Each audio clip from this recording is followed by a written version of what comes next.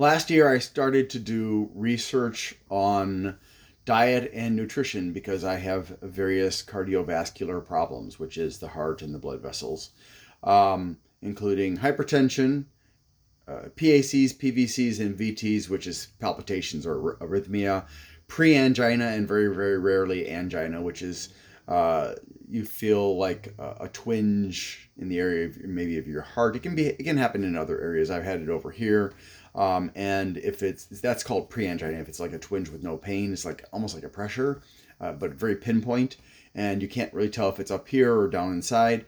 And then angina is actually that plus pain.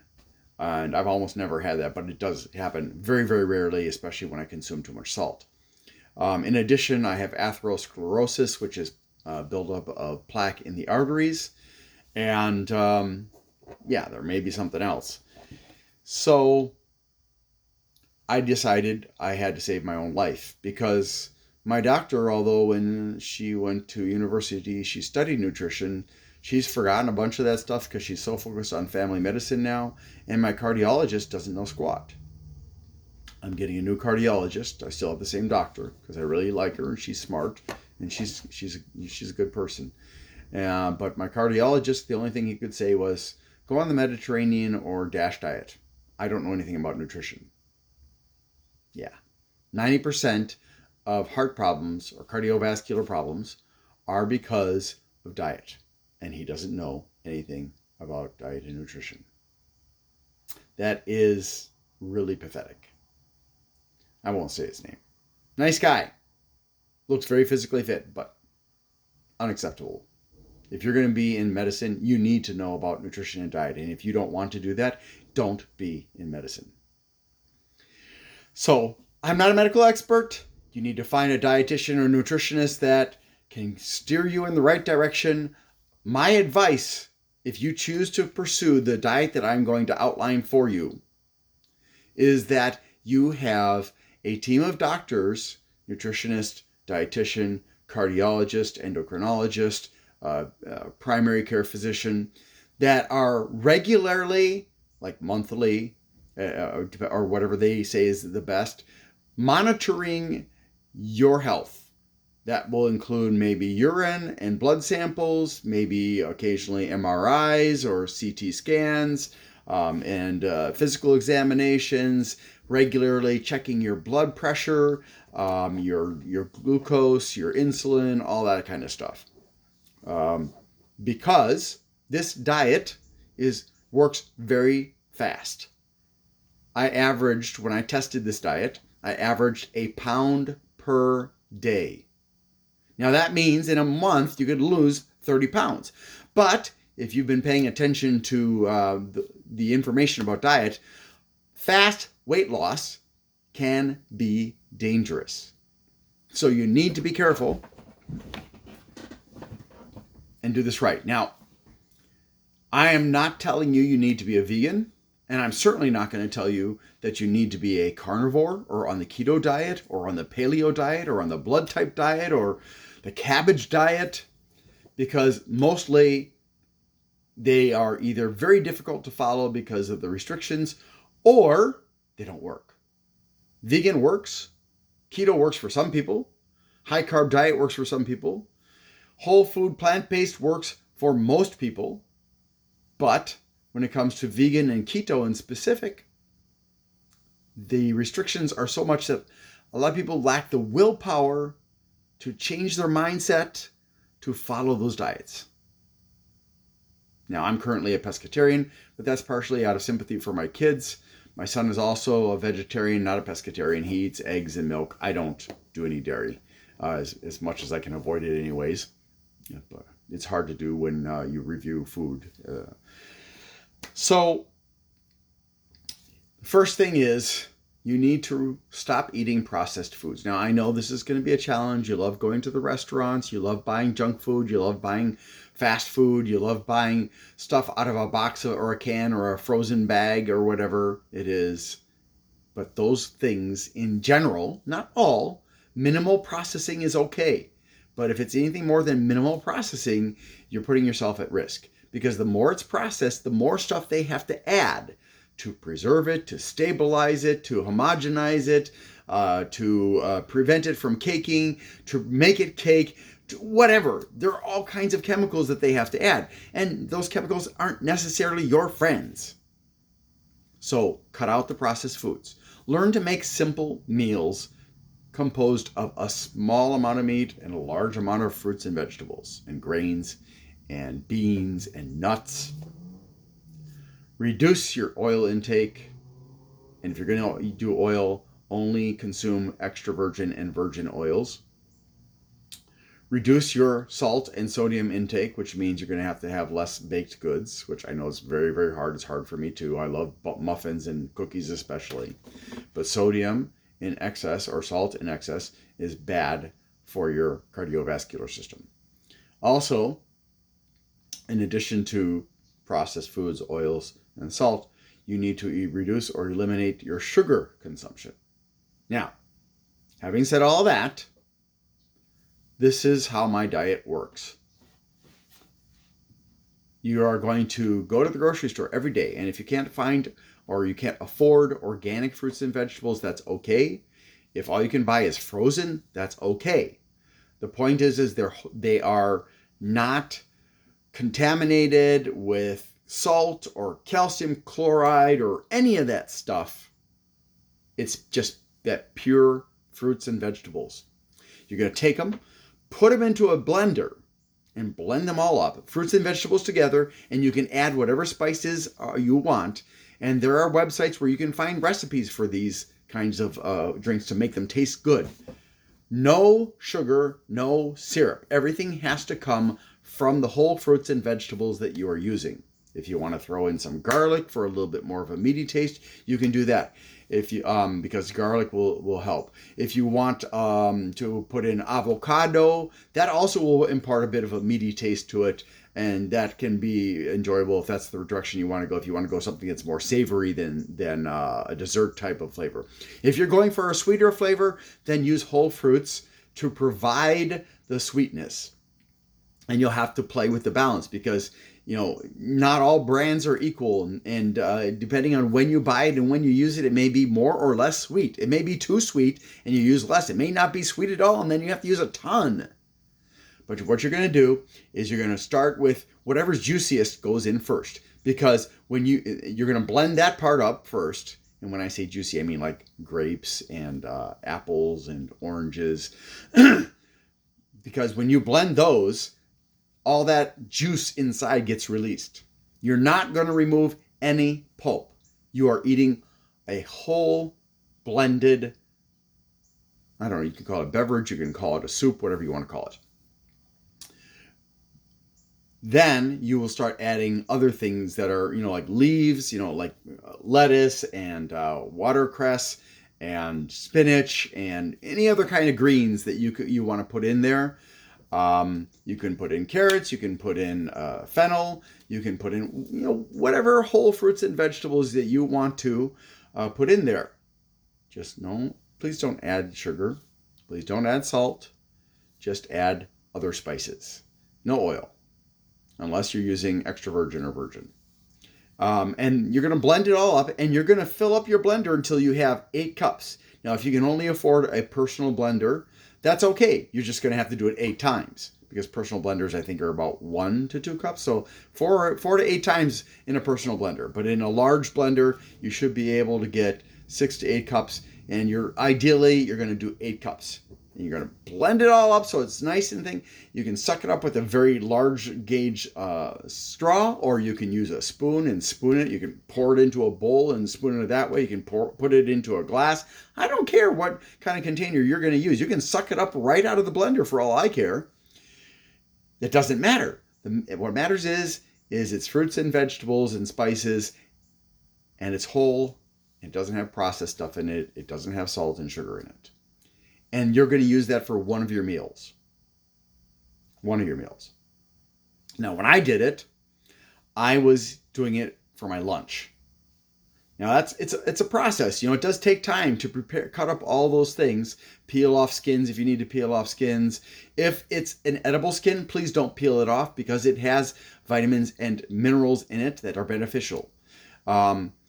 Don't cook it because you can destroy some of the beneficial things in it, like polyphenols, for example. Don't alkalize it. Like if you're going to put chocolate in, do not buy Dutch chocolate. Do not buy chocolate that's been processed with alkali, because that ruins the polyphenols, which are very, very beneficial for health. Okay. So you're going to do that every day, one meal, just one meal. The other two meals, you're fairly free. And the more you avoid the processed foods, the more successful you're going to be. And don't overeat. Now, I'm going to tell you right now, consuming 8 cups of this blend, it will take time, because you'll get full and then you'll be like, oh, I'm hungry again. And you'll get full and hungry, full and hungry. But by the time you're done, your body will be like, yes, I'm sated. I'm okay now. And you can put in like walnuts to help introduce fats that will signal to your body that you're full. And there are other things that can help signal to the body that you're full. And you do that every day, and also exercise. I don't care if you're walking. I don't care if you're doing high impact aerobics. I don't care if you're doing high intensity training. Just so long as you're getting your heart rate up without raising your breathing rate. So you want your heart rate to go faster. You don't want your breathing to go faster. Now, if you have to breathe faster, okay, we'll live with that. But you want to get yourself going enough that something's going on. But even if you are unable to do that, if you're just doing like half an hour of walking a day, a casual walk, it still is going to help. It will also help because when you exercise, your body actually rewards you with chemicals like endorphins and stuff that actually make you feel good. So you're getting a double benefit. You're getting the exercise you need, plus you're getting a shot of happiness drugs. Just do that every day. And monitor your weight every day, and it'll average out, or should average out, to about 1 pound a day. Sometimes it'll be less, sometimes it'll be more, but it averages out to about 1 pound a day, or at least it did with me. Now, if you have a very slow metabolism or you have a very inefficient digestive system, it may be faster or slower. It's hard to say. With everybody being different.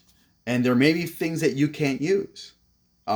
You may have diarrhea, because especially if you are on a high processed fast food, junk food diet, there's very little fiber. If you're on a carnivore diet or something similar to a carnivore diet, like the paleo diet, then yeah, same problem. You're not getting very much fiber, most likely, in which case you're going to have diarrhea.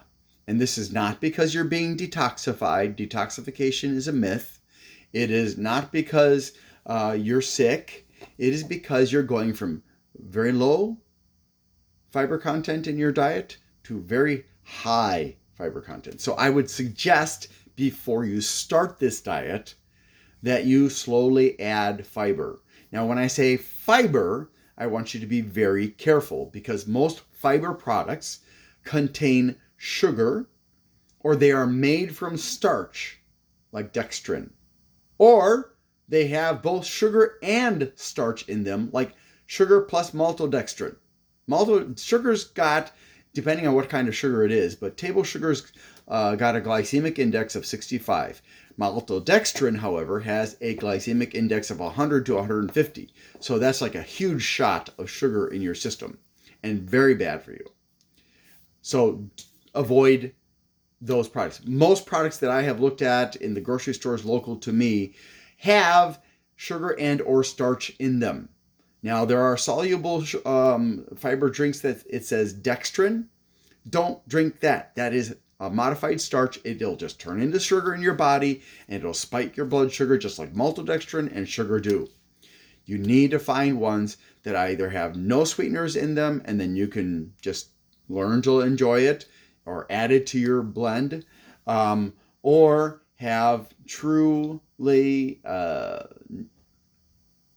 sweeteners that don't impact your blood sugar, such as monk's fruit, stevia, sucralose, aspartame, saccharin, mannitol, and erythritol, but not sorbitol, maltitol, or xylitol, because those do somewhat spike your blood sugar. So try to avoid those if you can. If you can't avoid those, they're acceptable to a degree, but be careful. Try to go with the other ones. If you have PKU, phenylketonuria, do not consume aspartame. It'll kill you. If you have a family history, but you personally do not have PKU, don't use aspartame. And that's pretty much it. So no processed foods, low sodium, unless you have problems with not having enough sodium in your bloodstream, low sugar or no sugar, and then the once a day blend. If you want to go more than once a day, please don't start with more than once a day.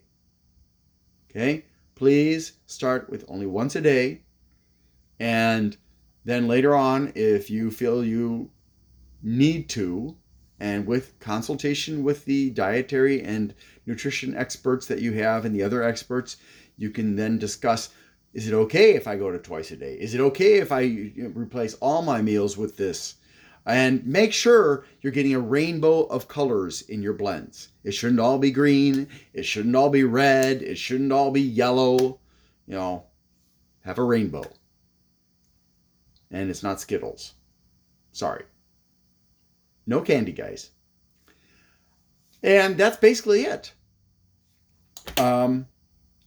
Hopefully, you will be sensible and listen to my advice and make sure that you have a medical team that's monitoring your health. Because it works for me, but I did not pursue it beyond 10 days because I didn't have a medical team that could supervise and make sure that I wasn't going to hurt myself long term. And therefore, I cannot guarantee, because everybody's different, and diets that work for some people do not work for other people.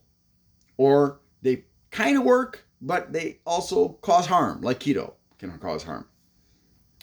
So you really need to have people looking at your markers from urine and blood and stuff like that. Maybe doing MRIs to check and see if there's buildup in your arteries or CT scans or whatever you need to do. Please don't do this diet without medical supervision. I don't want something bad to happen to you, and I am not a medical expert, and I cannot guarantee there won't be negative effects for you, especially if you are already sick. Now, having said that, there is a program called Mastering Diabetes that was produced by a former NASA engineer who turned into a biochemist when he became a type 1 diabetic. And he has a PhD. And, oh my gosh, I can't remember his name. But if you look up Mastering Diabetes, I think his first name is Cyrus.